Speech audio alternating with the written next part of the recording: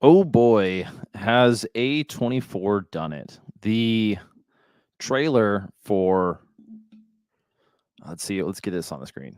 Thanks for jumping onto this live stream. We're going to go through a little bit of this Civil War trailer, which was released by A24. And when I included that in the title of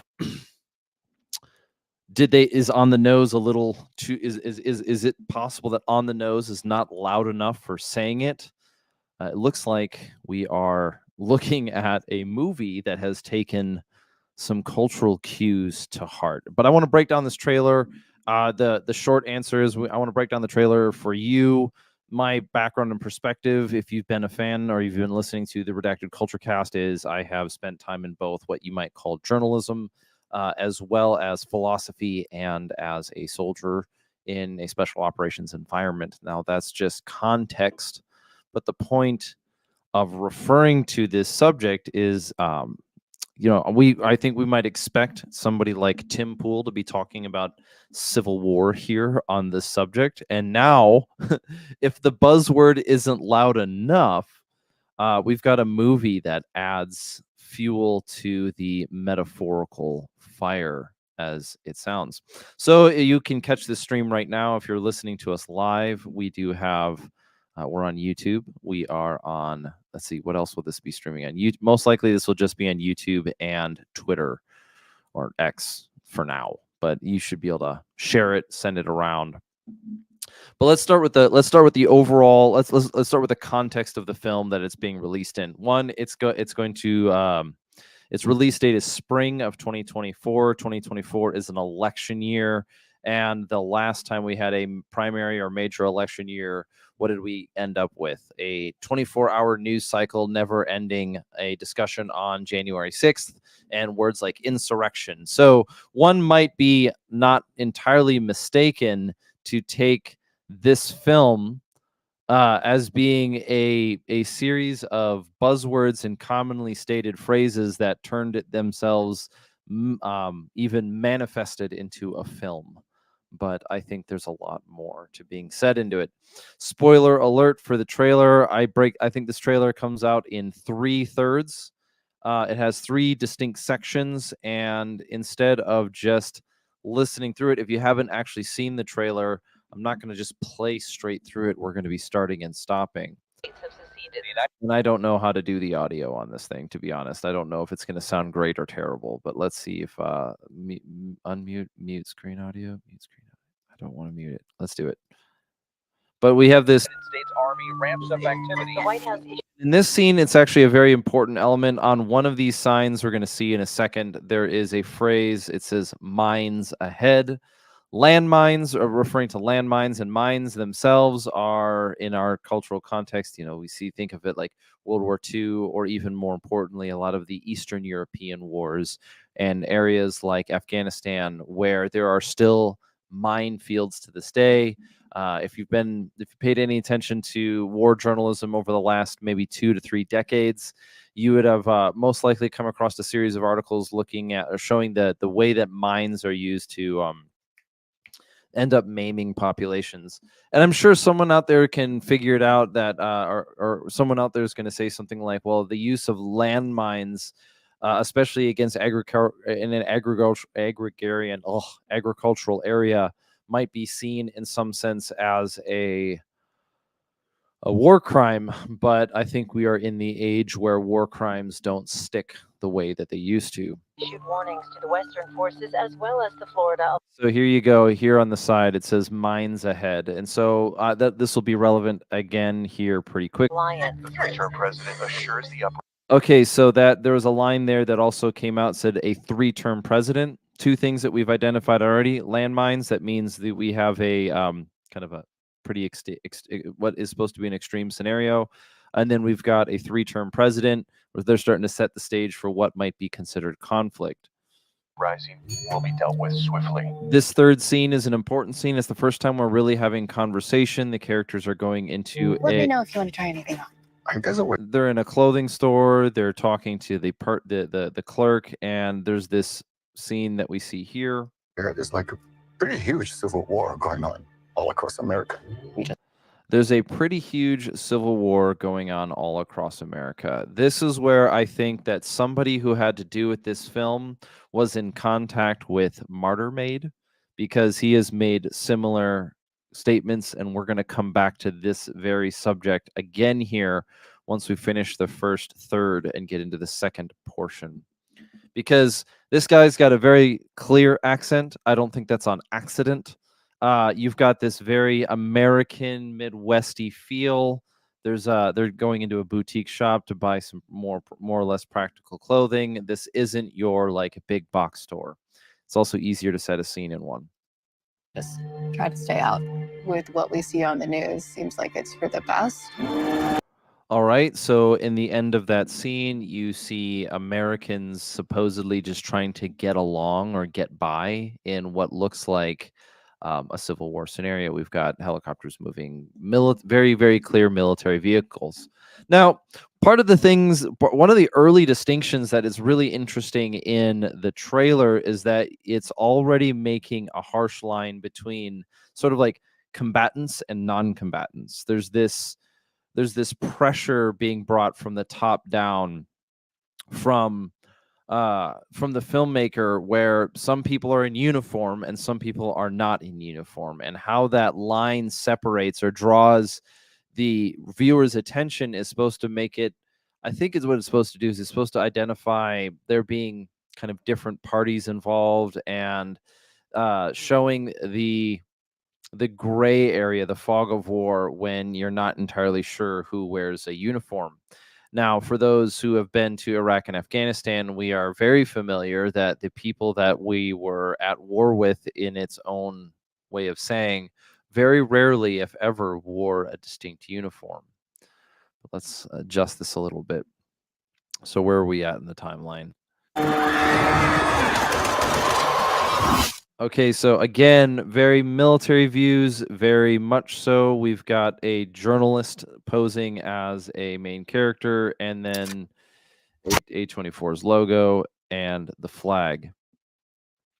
So this is all that I would describe. Oh, we got one more scene. Citizens of America, the so-called Western forces of... All right, so there, I need to be able to go back. But there we had at roughly that, what is it? In this 30-second mark, at the 35-second mark, you're going to see characters wearing Hawaiian shirts. To those who are not familiar with gun culture, the boogaloo was a joke that some people took seriously. You can only help them so far. But what came out here, and what we're seeing in this video right now, is, as we've already identified, landmines ahead, no man's land, a 3-term president. That's a challenge because it's a very politically divisive item. There's this idea of an external journalist or a person with a strong accent asking, there's a pretty huge civil war going on, identifying how the population is just trying to get along or get by. Now we've got characters in Hawaiian shirts, which is that very cultural identifying middle ground between uniforms and non-uniform soldiers, so to speak. And then finally, this is our our fantastic president character, who is a wonderful selection for the position, to be clear. But he gets asked an important question. Texas and California have suffered a very great defeat at the hands of the United States military. I had to skip there just because. Here's the question. Mr. President, do you regret the use of airstrikes against American citizens? There's a president, a current president actually, who has been accused of making that very threat rather publicly multiple times before. And so I want to make sure that element is very intentional. I don't think it was an accident. I don't think it was snuck in there. I think it was very much so. This is the end of that first third. They've got these little points that are trying to get the attention of the audience. It's doing very well as a trailer, but what are we looking at? Mines Ahead, No Man's Land, three-term president, politically divisive subject. We've got Hawaiian shirts and then a president using airstrikes against Americans. Now, what would you expect to come out of that? There's a bit of a right-left paradigm going on, but then also one of the seceding states is Texas and California, which are supposed to somehow align. Which the comment section on the trailer on Instagram is quite hilarious. People asking what on the world would possibly unify Texas and California. Now, I'm going to have to jump a little bit ahead here because you should watch the trailer, but the second section where I think the middle section begins is this line at minute or at timeline 50.57 or 57 seconds in, where you get this line: they shoot journalists on site in the Capitol. What's the plot of the movie that they're starting to set up? For some reason, the main characters who are depicted as journalists are deciding to go into the Capitol. One of the reasons for that is because whatever is being referred to as the Western states or the Western state is supposedly going to be invading the United States Capitol on January 4th. Quite an interesting storyline, to be clear. But once again, main characters are journalists, and we need to talk about that in a second. After this, we get a rather long scene. There's a series of quick flashes with... Every time I survived a war zone, I thought I was sending a warning home. Okay, so if anyone's not getting Commander Graves' Warzone 3, I don't want you on Commander Graves' Warzone 3 vibes from that. Going into the war zone. I'm sorry if I lost you, but there's this. I think this is where they're starting to actually build the lore and what's going on in the movie itself. The journalist characters are going to go into what is this place referred to as the war zone, and they want to serve it as a warning to the population. And I want to get back to that in a little bit. Finally, you have this very long scene. Okay, so this character is interesting. Strange colored hair, painted fingernails, very much so an eccentric character. I wonder what they're getting at there. But here we are. There's some kind of misunderstanding here. What? And then this guy who's supposed to be kind of the center point of this scene. I don't think he's going to be in it. I think he's going to be in the film for a long time. I think they're just showing off who his character is supposed to be in the trailer. The red sunglasses I don't think they're too overtly in a tap towards like a MAGA hat or anything. I really think they're just more like a reference. But we're going on here because this character is certainly nothing to be sloughed off at. Well, you're American, okay? And this is the most on-the-nose scene that they have in the entire film. Okay. What kind of American are you? It's clearly the question that they're going to put into the film. That's going to be the center point. This division between Americans and all that kind of stuff. No, he's got some sort of patch here on his uniform. Interesting choice. We're going to see where that goes. But then that is, let's see, where are we at here? Long drawn out scene. They start announcing when it's going to come out. The White House on July 4th. There you go. The Western states are going to invade the Capitol on July 4th. That is going to be a major plot point for the film that drives it. It's kind of like a MacGuffin, but not. Oh my God. Get in the car! Get in the car! Okay, so that scene where the guy's yelling, "Get in the car," I think that's going to come from an earlier part in the film where you see right following the landmines. They're definitely splitting the scenes up to break up the storyline so you don't get too much of the plot figured out just from the trailer.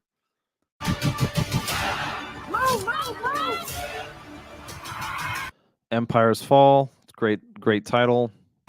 You're gonna hang back. I'm not hanging back. I don't know why that's necessary. One nation under God. Okay, so we are starting to get into the ending third of the trailer, not in timeline, but in relevancy. And this scene here, where we've got the guy, let's see if I can catch it right.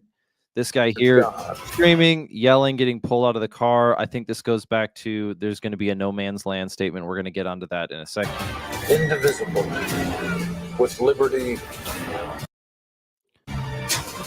And then perhaps the most outrageous scene, And justice for all. an AOC / Kamala Harris lookalike getting dragged out of what is some sort of political office by soldiers. This is going to be this is very much so on the nose. I've got to get to the right scene here. Justice Let's see if we can grab it. for all. Okay, so this character is very clearly an AOC, Kamala Harris, or Karine Jean-Pierre lookalike. I mean, it's the stance, the clothes, the like everything from how she's presenting herself. And I think that's the point, because if we remember back to January 6th of the last election, following the last election, I think if we all remember right, it was AOC who created a rather large hoax about her life being threatened, which, if you look at the timeline, came out before anything that happened at January 6th took place. And now we've got Vivek Ramaswamy claiming that it was an inside job. So I think this is, if they're trying to be a film crew, because it's interesting with the film, it's not so heavy-handed left or right politically, but it is interesting when it comes to culture. So we're going to get to the full philosophical explanation of it here in a second. And justice for all. Because it wraps up pretty quickly. We see, this is, I think, the Lincoln Monument getting blown up, and a helicopter flying over DC, and then the title with the Washington Monument in the background. So let's, that trailer needs to get broken down a little bit, but let's go back into kind of notes. What is it that this trailer actually says? So I want to make sure that it cannot be understated that what they've done with this film is what I think pundits have been trying to do for a long time, especially war correspondents. And that's communicate to the audience that is America that what you think of as Civil War is not going to be Civil War. It harkens back to that one famous tweet by Martyrmade, which is a little bit esoteric, so I will try to explain it. The use of a journalist and the use of a journalist and as the primary character, and the way that the war is depicted is quite an intriguing component, because, and most specifically, it harkens back to the Bosnian Civil War. And if you're not familiar with what took place in the Bosnian Civil War, this is Bosnia or even Serbia, and what is it? Even some of what took place in Lebanon, is that this era of revolutions that took place in the 90s also served as the location where a number of journalists rose to public prominence. And that cannot be understated. It cannot go under the radar. A number of journalists, and then there's a couple of books. I've got a couple on my shelf, like what would be a good one? My War Gone By, Miss It So by Anthony Lloyd, or another one. I have a pushback, but there's a number of journalists that sort of made a name for themselves reporting on the Bosnian Civil War. And it was a UN national or international disaster if you look at just the way that it went down. And in that war, that Civil War, you saw something that was very different than the American Civil War. And that was, you didn't see the simplicity of armies marching on one another. Rather, you saw civilians targeted regularly. And now what we're going to identify as the journalist is not only a threat to either side because of, maybe call it propaganda, but because it is a recent historical event that people can go back to and look into. So I think the lens of taking America, I think the way that I'm looking at this trailer right now, is you take America and then you stretch it over the Bosnian Civil War and you create a film out of it, which wouldn't be inaccurate to what might actually take place or what could take place. And that part is really quite interesting, because what I think they're going to reveal in the film is something like there's actually 3 different states, not states like Florida, Texas, Arizona, but states like there's going to be the Western Union, the old United States, and then the no man's land in between, or there's going to be some sort of 3 different parties vying for power, with 2 of them being major and 1 of them being minor, but that minor one having control of less desirable land. It'll be interesting if they put in something that has to do with food and starvation and the challenges that people deal with acquiring materials.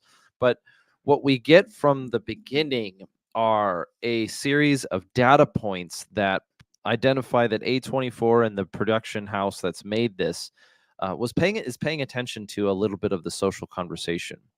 3-term president, the journalists saying it's a pretty huge civil war while people are not really, in a constant state of warfare, Hawaiian shirts, and then the president is asked about the use of airstrikes against Americans. That middle section, though, is where the Bosnia section really comes out, or the Bosnia motifs really come out. You've got journalists as main characters who are going into the war zone, as quite literally in a turn of phrase. They're going into the war zone where there is a distinct threat for their life, against their life. And then you also have the scene with the red sunglasses character, who plays a role that I think is going to have a rather important role in the film. But he plays this role of asking, which kind of American are you? Now, I think it's interesting in that one because he's wearing a uniform, wearing these red plastic sunglasses that are a little ostentatious, which could be very easily depicted either way for a political divide. I mean, you have since you have this idea that, I mean, if you want to be even so on the nose with color theory, he could very as easily be depicted as either a right-wing or a left-wing character. And I think it's interesting that they don't go so heavy into that in developing any specific character, unless you follow certain political ideology. But when we get into the third half, I think that's where a lot of the material comes out.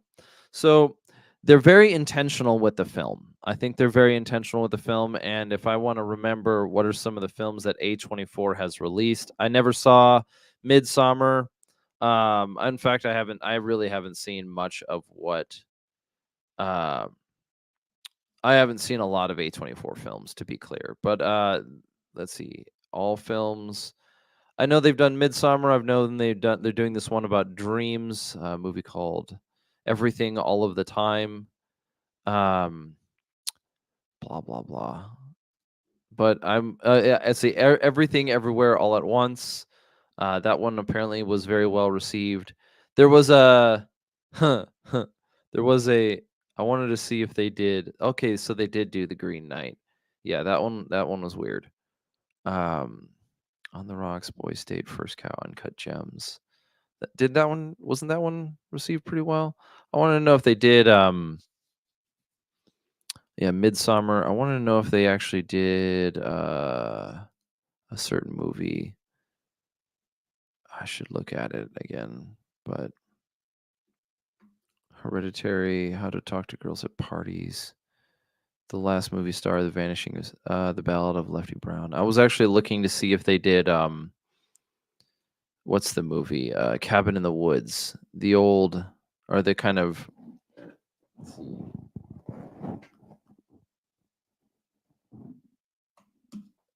the 2011 film Cabin in the Woods. Yeah, it was produced by Joss Whedon. Okay.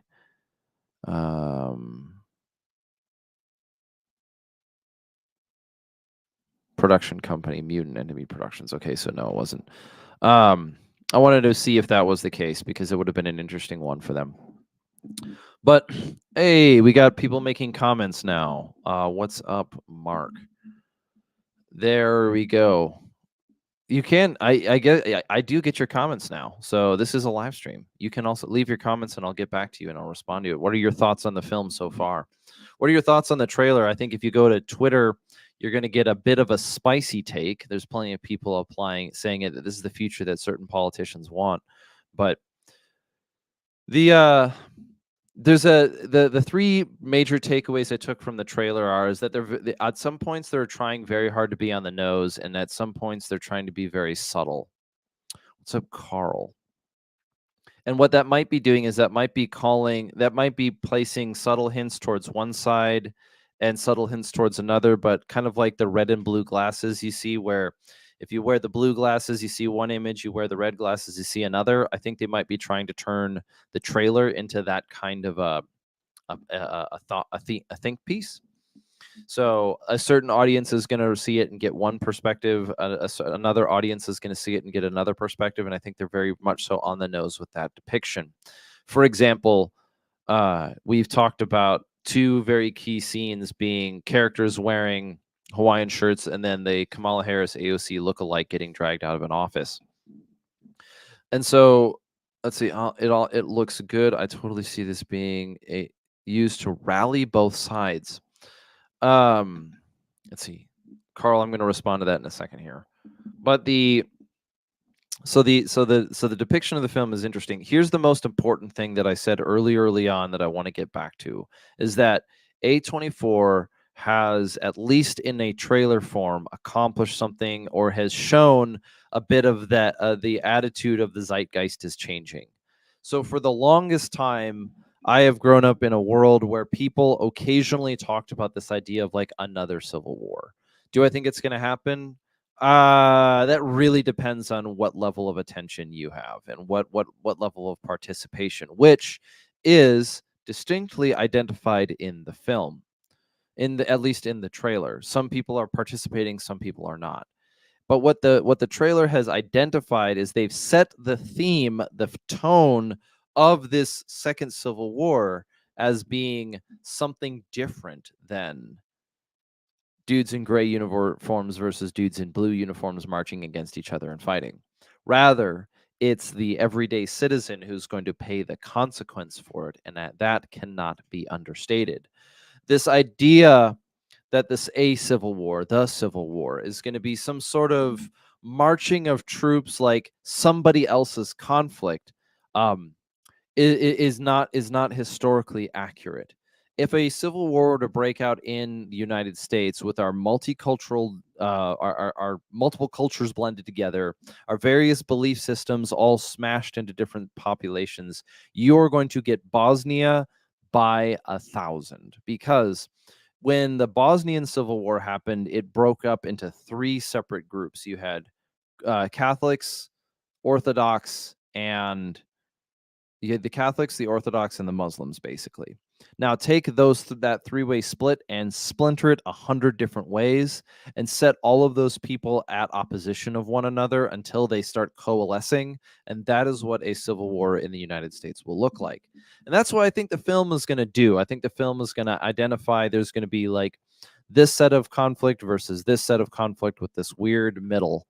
And they're going to be able to kind of blend those right and left elements across all of them. For example, we saw it very overtly with somehow California and Texas are aligned. And then finally, this idea that I want to make a pretty strong statement on journalists being used.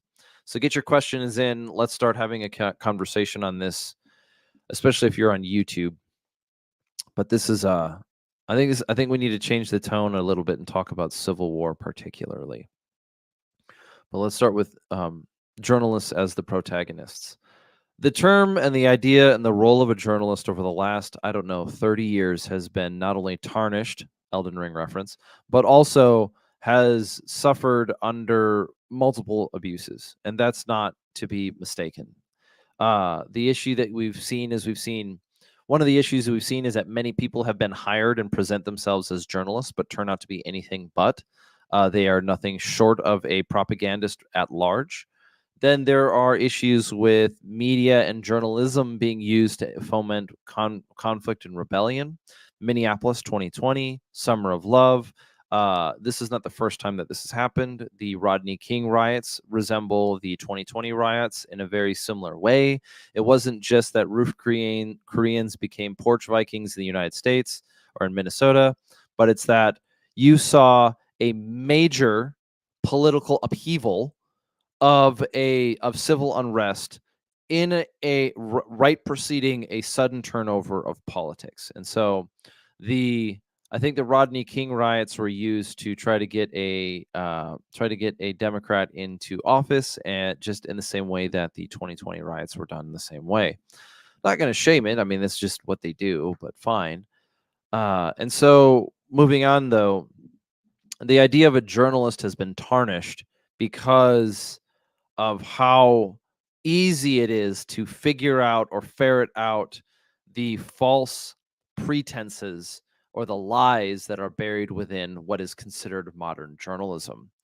The internet has done a good job, has done one thing for humankind, is that if you want to find out whether or not something is legitimate, a news source is legitimate, you have multiple sources that you can pull from and get multiple perspectives rather quickly. Has the human mind adapted to it yet? Probably not, but we're working that out as we go. So the trailer, so now so I'm sorry, not the trailer, but so the idea of a journalist is, I think it is a good, I hope that when they write the film or when they produce the film and we actually get to see it, what we discover is that they are depicting the journalists in their ideal form, where they are the closest thing to an unbiased observer. They are the closest thing to somebody just giving the news or presenting the information. I hope for that. Do I expect it? I don't know yet. I think that if they do their job well, people of all political persuasions will be able to claim some semblance of, or be able to resemble or find some interest in the character. But do I think that everyone's gonna, or maybe identify with them in some way? I don't mean this sexually or promiscuously. What I do think in that one is that what I do hope they do is they depict the journalists in a more matter-of-fact way, kind of show a little bit of their human nature, and then contrast that against the moral decisions that they choose to make or break. Because what we're doing is we're watching a film. The viewer of the film knows information that the characters within it don't know. So we need to be. It'll be interesting to see if they become near omniscient characters, or if they're seen as some sort of saviors, or even if they contribute to the destruction that takes place. It'll be interesting to see if they show the main characters, the journalists that are depicted as main characters, in the same way that somebody might depict like a warmonger or a war profiteer. It'll be an interesting display. So Carl makes a comment. In all honesty, it looks good. I can totally see this being used to rally both sides. I think that rallying it is, I wonder if we're going to be able to identify it as rallying it or calling them out. The both sides argument, not both sides argument, but the issue that we're facing in this world right now is there certainly are people calling for open violence, like Malcolm Nance. There certainly are characters in this world who are in our American political strife and struggle that are not making anything better. They're when they have opportunities to de-escalate the force, they're choosing to do the opposite and escalate it. And you see this with people who follow Kimberly Crenshaw and Ibram X. Kendi, and they're the continuation of the Black Lives Matter movement, which retains its existence on the malice of individuals who believe in the supremacy of one person because of their immutable aspects, as well as this continuation of a grievance narrative, which is a perfect avenue of attack for foreign adversaries. If you build the identity of a population on a grievance, what you do is you make them pawns to be manipulated by a dark force, because their grievance is easy to address. And this is what I think is going to happen to the way that you see kind of this a certain form of section of the progressive movement. We're seeing it happen now as they have to eat their own with Somalia, and not Somalia, with Israel and Palestine and Ukraine and Russia, and the never-ending sort of not infighting, but cannibalism that has to take place. So the T-Mix makes a comment. I think the elites would like a civil war because they think they can manage it. I think the elites are afraid of the prospect of civil war, because I think you and whatever you're calling elites it needs to be parsed out a little bit. I think Joe Biden fits into a certain camp where he thinks that he can nuke his way out of conflict in the United States, but I think that has to do more with cognitive decline. That cognitive decline, which reduces the ability for one to hold back their baser desires. It can sound a little crass a little bit, but if you've ever seen people in their declining years start to make statements or shoot activists because they ain't got much time left, I don't think it's always a rational decision. I think sometimes it's just a decline. The other part about whoever the elites are is, yeah, I don't think they can manage it. I think they're afraid of it, but I think they're afraid of it in a different way. I think they're afraid of it because of all the grievances that are going to be taken out, and all the grudges and all the fighting, and that they're not going to have. I think where they're sitting at is, I think they're honestly quite curious why they're still in seats of power to begin with. I think some of America have completely drank their own Kool-Aid, that there's nothing left to them, that they don't know, they live entirely in a fantasy or a fallacy. But I think that could be. Do you think there will be a UN presence in the movie? No, I don't. Um, I'm sure they might. If anything, it'll be like a footnote. Like, it'll be something on a news, a passing by news broadcast. I don't think they're going to be a main character. It's possible that the UN comes in to like solve the conflict, but that would be the most ahistorical concept that has ever been depicted. When the UN enters a war zone, you're guaranteed to get bad. So, but that's I mean, not guaranteed, but UN peacekeepers are known for many things. Keeping the peace is not one of them. Neither is humanitarian aid. I think it's a word that rhymes with grape. But we're gonna skip past that real quick. But do I think the UN will make a presence in the movie? Not really. I think if anything, an extremely minor role. But when it comes at this time, I think it's really interesting. I want to go back to the important subject. They have depicted a film that incites a kind of disaster Civil War look on America, that does not depict the nation like two armies marching against another, but it's much more resembling a disaster flick. It's not quite a zombie film. It's not that dark. It's not quite it's not quite a spy thriller. It's very much so. It very much so depicts itself as a kind of like the lighting, the tone of The Day After Tomorrow, or like a mid-2000s disaster flick. Now, some of the things that have been seen online on the subject is this predictive programming. That word is just trending now, so don't take it too deeply. I don't think that people are that intelligent that they are. I really, really have a hard time seeing that level of machination being put into place because of the amount of moving pieces that are necessary. Especially, we know that the government has used propaganda to convince people, but generally speaking, I think it's a little bit. No, it's not a specialist. No, it's not the Obama movie. That one is. That's just. I mean, that's just the mask coming off. This is the movie called Civil War that the trailer just came out. A24 Studios just announced that it's going to be coming out in the spring.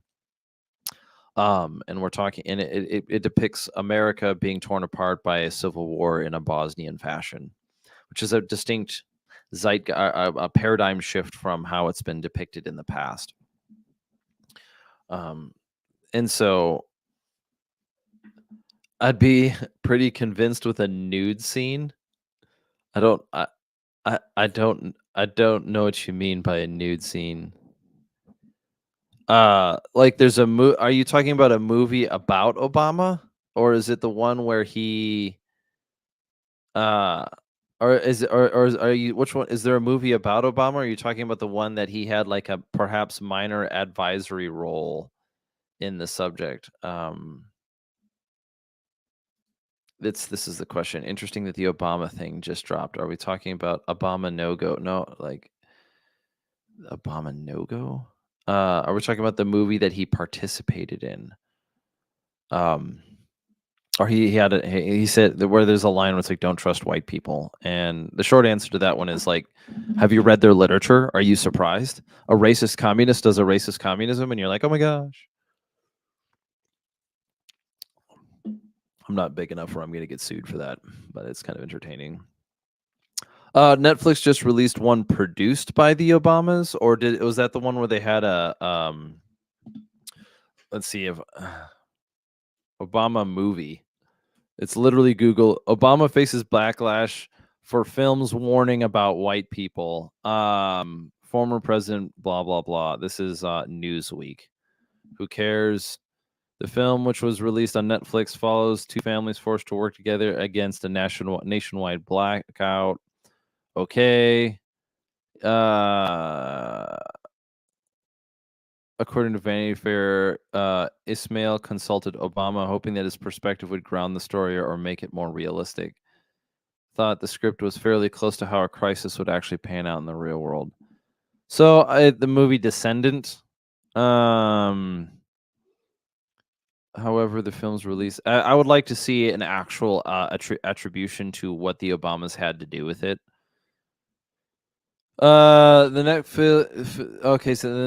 Netflix film called Leave the World Behind, produced by the Obamas, includes a scene demonizing white people. White people are the only group you're allowed to celebrate, to be racist towards, and will be put into movies by the most influential libs of TikTok, wrote on X. So, is she correct in saying that they produced? Others have praised Obama for being a producer in the film. They fund it. What do we mean by producer here? Oh, just saying a nip slip would be worth. Hoping his chef is in the film. Didn't his chef accidentally drowned? Let's see if we can get the out. StreamYard, what are you doing? What are you doing? A little orange, but oh well. So, yeah, camera went down. I know. I just had to get it back up. But yeah, so I think it's interesting here that you're seeing a movie that's helping the world move forward in how it looks at violence, especially in the Civil War aspect. I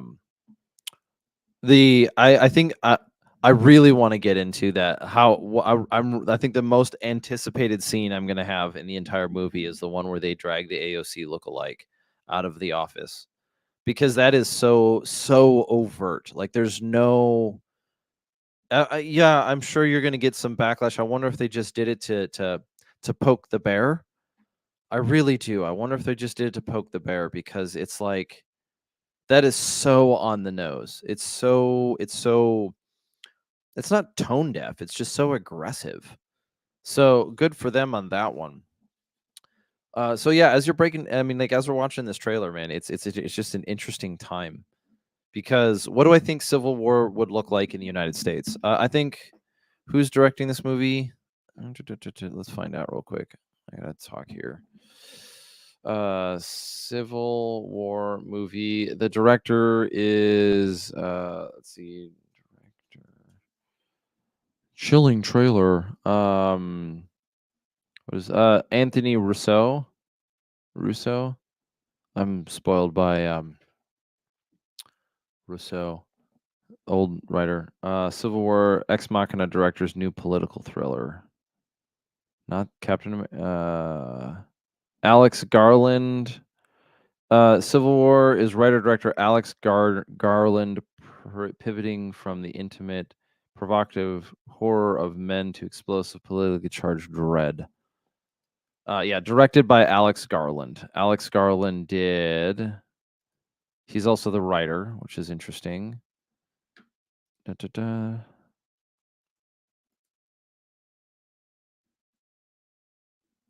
English novelist, screenwriter, and film producer and director, best known for films Ex Machina, which I think was overrated, Annihilation, which was really well done as far as scene setting, and Garland. Other works as a writer includes The Beach, 2028 Days Later, which is, I don't remember it too well, to be honest, Sunshine, Never Let Me Go, and Dread. He's also the co-writer of the video game Enslaved Odyssey to the West, which I think I played a long time ago. No, maybe not. Garland made his directorial debut with Ex Machina and was nominated for an Oscar for Best Writing Original Screenplay category. I think some of his films have gotten better over time. For example, I actually think Annihilation was better than Ex Machina, particularly because none of the people who died in Annihilation, or like all of their deaths, were various forms of deep tragedy, as opposed to something like what do you call it? Shock and horror. Like the one character just walks off into the woods. Like I think it has more to do with the name Annihilation than anything, where people are just kind of dissolving away. Whereas I think Ex Machina was pointed at an audience that didn't include me. So maybe I'm a little bit biased in that one. But this movie, Civil War, you got to give it credit for addressing the elephant in the room. Journalists as protagonists, let's hope they present themselves as the ideal. Then we have the conflicts. I still think they're going to have 3 different sort of states, nations divided. So there's going to be whatever's left of the United States capital. There's going to be the Western states, and then there's going to be no man's land. In no man's land, they're going to get raided by bandits. It's going to be a little over the top. Then we're going to have this center point of what kind of American you are. And I think it goes back to, I wonder if they're going to have the president character use lines that both Donald Trump and Joe Biden have used. I wouldn't be surprised at that. That would be a pretty well done. That'd be a pretty well done depiction to see how it's revealed and how it's interpreted. They already have had one, and that is the they seem to take like the words of Biden and the character, the persona of Trump, and mash them together. For example, the use of airstrikes against American citizens. That's a left wing thing that's been going, that not been going on, but it's like been sort of a. If you go onto Twitter or X, you're going to find people. I don't suggest looking them up because it gets exhausting, but you'll find people who are open about being willing to use like drones and missiles against fellow Americans over the ownership of guns. It's pretty kind of pointed. I saw an M249 Bravo, which calls no, it wasn't a 249. It was a 240. It was a 7.62. He's an old 240, and that made me feel pretty happy. Specialist says take the guns first, due process second. Yes, I understand it, and yes, that this is always a the thing about due process is that I think the mindset of somebody who's willing to do that already believes that their life is at stake, and so they're no longer interested in due process. They want to make themselves, quote unquote, not feel unsafe. But the problem is that when you do evil things and other people notice it, it tends to draw attention. And then when they don't want you to continue doing those evil things, you have to be proactive at stripping them of their ability to concern themselves with you. So I think I think is the wrong way of saying it. A philosophical investigation into the type of mindset required for somebody to support gun control is basically petty tyranny. It is that somebody views themselves as either a higher form of being than you, and therefore they believe they have some right to dictate over your actions, or B, something more perhaps sinister, which is that they have a worldview on which the ends will justify the means, and that their ends are justified anyway. So they will, or the ends justify the means, and that their ends are inherently good. So therefore, any means that they participate can't be possibly mistaken. This is why that you see within the form of like taking the guns from people, it's always tyrants and children. It's never people with any experience in the subject. And I think this should be a point that everyone makes to everyone they know. Anytime you hear somebody talking about gun control, remind them that why is it that the side that supports gun control employs literal children and tyrants who don't know which end is the muzzle? If that is, it's not, no, it's not about the fact that they don't know. It's why is it that those are the only people that you can gin up to support your worldview, that people should be enslaved to your dictatorial masses? Why is that? Why is that consistent?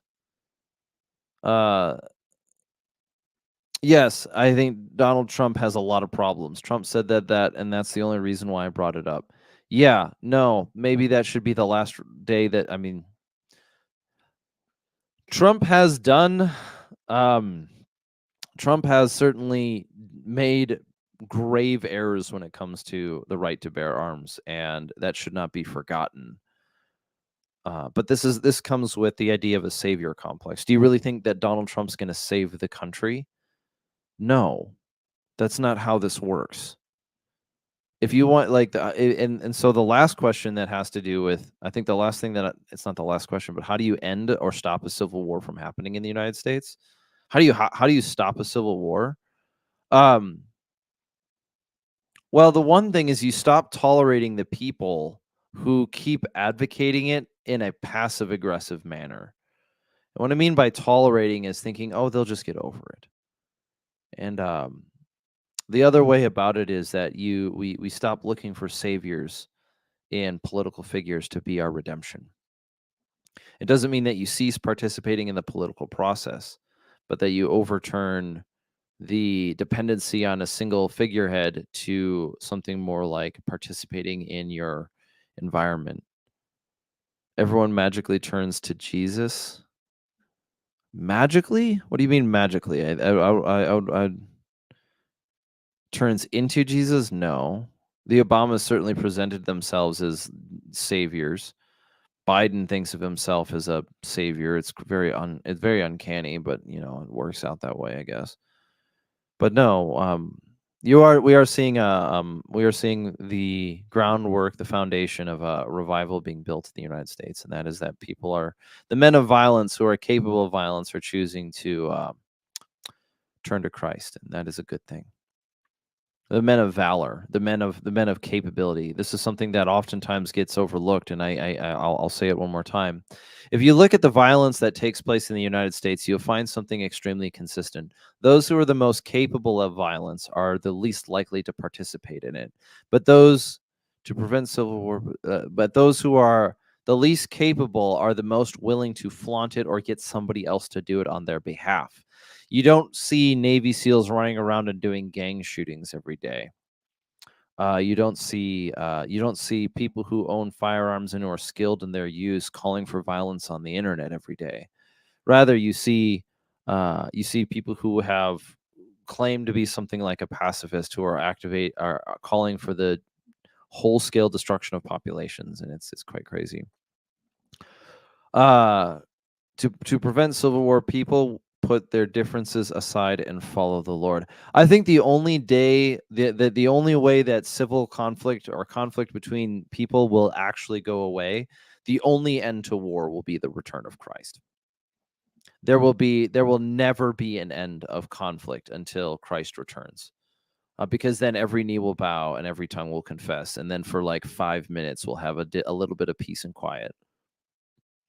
And we'll see what goes on after that. You know, this you can read Revelation for part 2. But the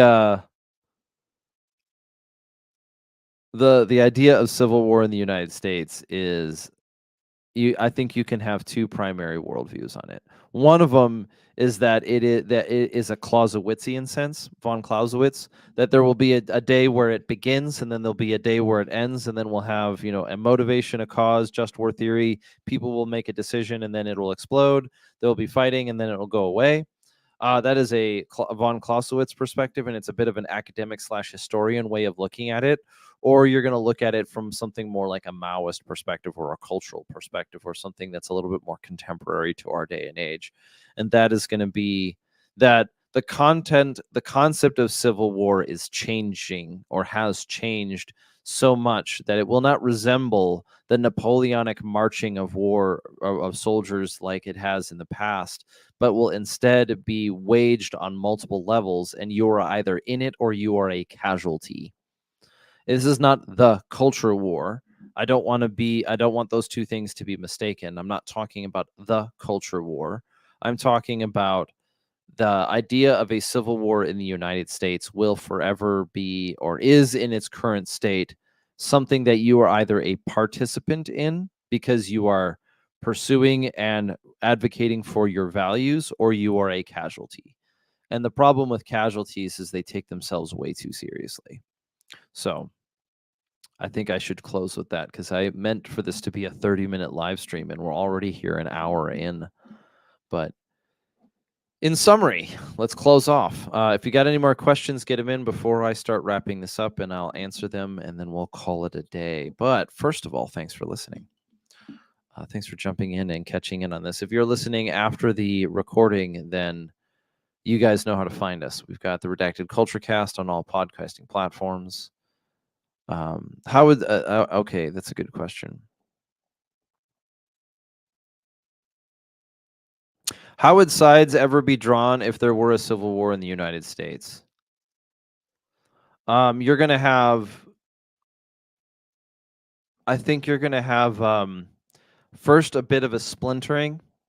You're gonna have 6 or 7 offshoot groups, and with 2 or 3 sort of major winners in the end. Thanks for that, by the way. So let's get this question. I'm just gonna put this up here. How would sides ever be drawn if there were a civil war? Among the people that want a civil war, they can never answer that.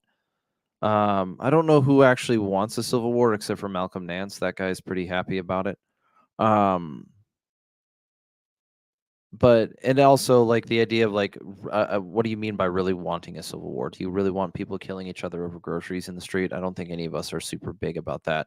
I think we want the fruit of what a civil war might produce, if it can produce one, but at what cost? And that's a question that each individual has to answer.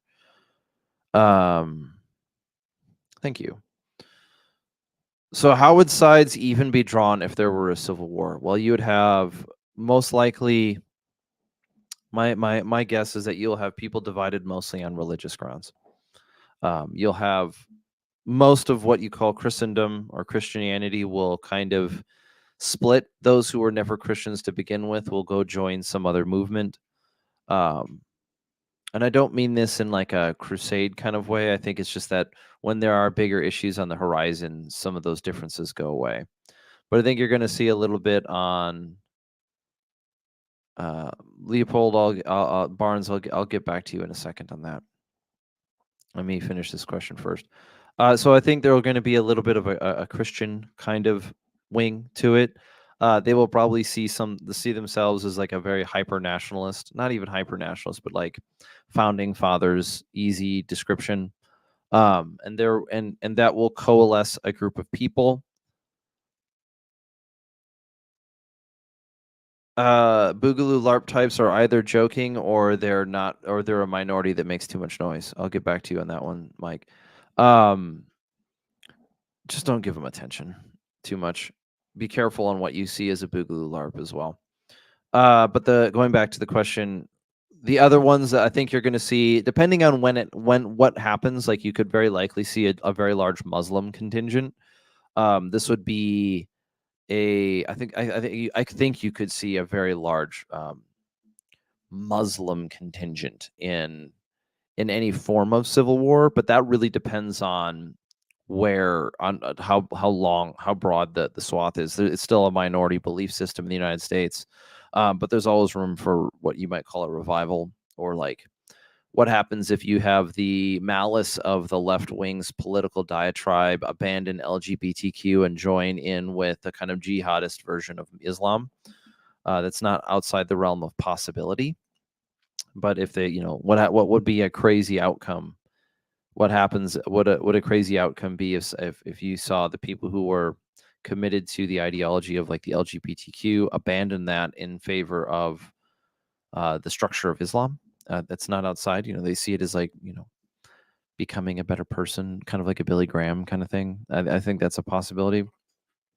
But I think ultimately you're going to have two primary lines. You're going to have Imago Dei versus Imago Imperium. Those who worship the government and they see the ends justifying the means will coalesce onto one side, and the other side will be those who believe in the fact that people are created in the image of God. If there's a civil war in the United States, it will be between people who believe in God and people who believe in the state. And there will be, I think those will be the two primary lines. I think that you'll see those who have embraced nihilism and who have taken on resentment as their worldview will continue to coalesce into a violent movement.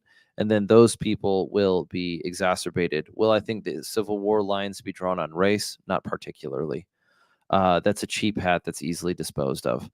I think it will be mostly on the basis of ideology. I think we've reached the ideological age on that one. Thoughts on those who idolize peace? So I'm glad that you used the word idolize, not idealize. Let's switch this over. Show this one. Thoughts on those who idolize peace? If you idolize peace, as in you view peace as above the Prince of Peace, then that would be idolizing. It is not impossible for mankind to worship the creation, not the creator. And so in a religious sense, the idolization of peace very oftentimes comes out in the corruption of it as a principle. For example, when people they turn love into an idol, now we have the world that we live in where people commit harm to themselves and their loved ones out of so-called love, and then they claim love is love, and then you're causing mass destruction and pain on populations, but you're claiming it as love. So in the name of peace, I think the idolization of peace in its final form, Dragon Ball Z style, will be war is peace. Literally Orwell in that sense. Those who idolize peace, as in those who call themselves pacifists, have a very heavy question to handle. Thanks, Mike. Those who idolize peace, thank you very much. Those who idolize peace will very quickly find themselves in a position where they have the rubber will beat the road. So it's not idolize peace. It's like, what kind of peace? I mean, you can achieve peace by destroying all of mankind, sort of, but it's a short-sighted mentality. I think pacifists have to answer a hard question. Are they really a pacifist, or are they just exporting that responsibility to somebody else? Many of the most violent people I've ever met have all claimed to be pacifists. The thing is that they always employ somebody else to do violence on their behalf. So you can idolize peace as an idea. We want to pursue it. We want to produce it. We want to build a foundation upon which peace is capable. We want to choose peace over war as it is available, but then not be so taken away by the expediency of the moment. There is a time for justice and there's a time for peace. There's a time for war and there's a time for peace. There's a time of joy and a time of sorrow. I think that it's going to be very difficult for people to figure out what peace means in the 21st century, because war is at your doorstep. It's in your home. It's on your phone. And there is no running away from it. So I need to answer one more question and then we can roll on. Talking about the Boogaloo LARP types in the internet that probably want to be the first to fall in such event. Okay, so the Boogaloo LARP types, this is going to sound a little bit derogatory, but the Boogaloo LARP types are not people who joke about the Boogaloo and have a Hawaiian shirt. I mean, I have one because I got sent one and it's funny. It's a costume. It's like a, like a lot of people in gun culture wear Vans right now. I'm wearing a pair. Like, it's not the same thing, but it's a trend. It's a trend. It's a joke. But we'll let's look at the honesty of what gun culture does. We have all these weapons and we do not settle our grievances with guns. So instead of taking a negative view on who the Boogaloo LARP types, chances are, if you're a thinking individual, you probably don't know who it is, and if you do, you probably don't associate with them. The tragedy of the Boogaloo LARP type is it's very likely that they don't have friends, and it's a sad place. Like I don't mean this to talk down. It's not like a high school like tut-tutting conversation. It's everyone that I've met who fits into that kind of Boogaloo LARP category, ranged from kind of a schizophrenia to range from being a schizophrenic to having like severe social anxiety. And then it wasn't even social anxiety. It's that they were unwillingness to get over their own discomfort in order to have a sense of participate in a sense of community, and then it eventually exploded. I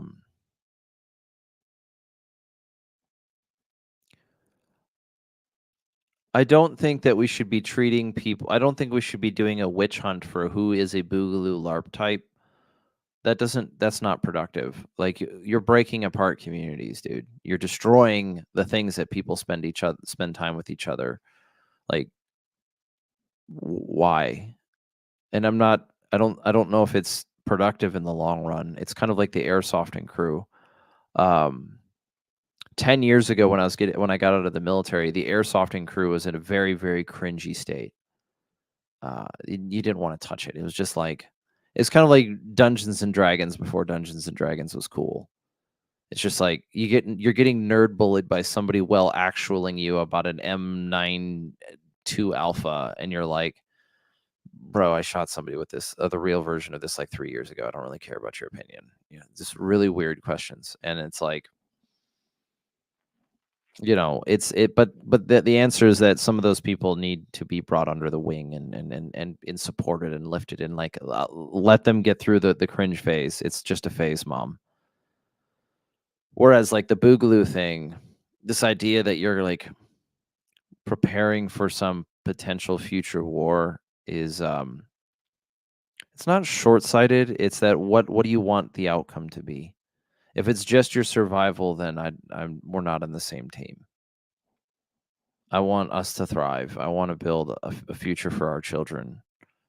I want us to live. I want people to, you know, like I think the issue that you're running into is that like the terms of, we get to live in the ambiguity of what are the terms of a civil war. Like what would victory look like? You know, no more insert political party here. Like that's Malcolm Nance talk again.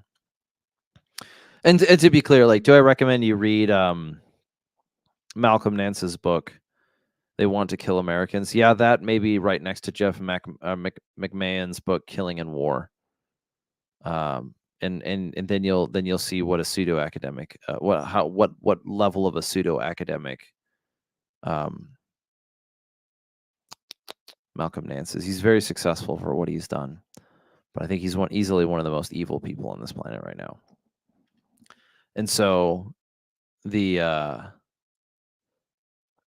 big summary on the Boogaloo Boys is I think they're just blown out of proportion, man. Like it's an inside joke. We tease about it. Somebody takes it too far. You got to pull them back a little bit. And the solution is to get people to spend time together. And some people spend time together LARPing. So it's a double-edged sword, man. Go spend time with people. Like we're hosting a community event down here in Arizona this Saturday. If you want to come down and do some trash cleanup, that's what we're doing. But and we're going to be doing more. Right now, the momentum is high. So we're going to be doing more. We've got some big plans that we want to come into fruition.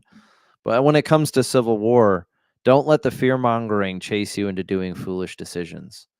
Maybe it should be identifying what your important values are. What do you find valuable, and what is it? And how can you build into those lives better? It doesn't need to be dark. We are going to have hardships in front of us. We're going to figure it out. That's it.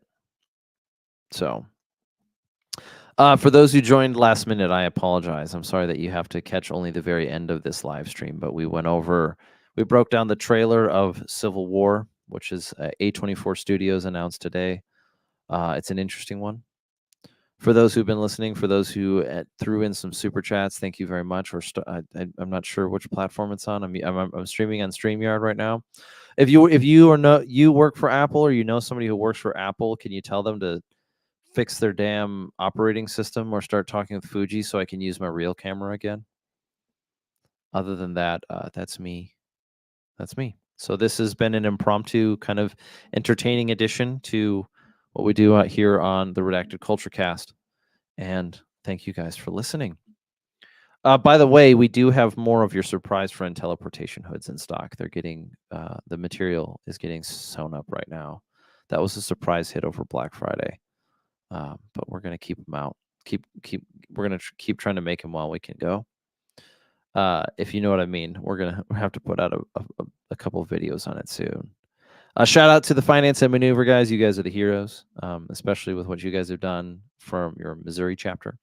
Thank you for supporting us, and thank you for what you guys have been doing. And we will talk to you later. But in all things, go forth and conquer.